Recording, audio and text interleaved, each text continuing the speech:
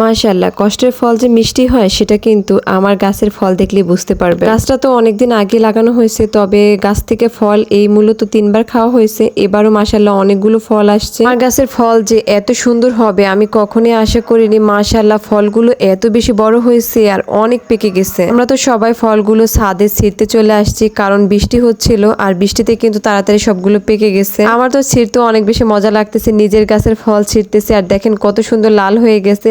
মোটামুটি 5টা ফলের মতো পাকছে আর সবগুলো কিন্তু কাঁচা আছে, এখনো সেরকম ভাবে বড় হয়নি। গাছের উপর দিয়ে কিন্তু অনেক ঝড়ঝাপটা গেছে, আমি তো গাছ রাখতে চাইছিলাম না, তারপরও দেখেন আলহামদুলিল্লাহ কত সুন্দর ফল হয়েছে। আর আমার নতুন গাছটা থেকেও কিন্তু অনেক সুন্দর ফল বের হয়েছে। ফলগুলো আরো বড় হতো, কিন্তু আসলে ফুলের যে পরাগায়ন করে সেটা কিন্তু আমি কখনোই করতে পারি না। আবার রাতে তো ছাদে আসাই হয় না, এই জন্য ফলগুলো মাশাআল্লাহ যতটুকু হয়েছে বড় হয়েছে, আর দুই একটা দেখা গেছে একটু ছোট ছোট হয়েছে। এত সুন্দর কালারফুল এক ঝাঁকা ফল তুলছি, আমার তো অনেক বেশি আনন্দ হচ্ছে আর আমার মেয়ে তো ভীষণ খুশি।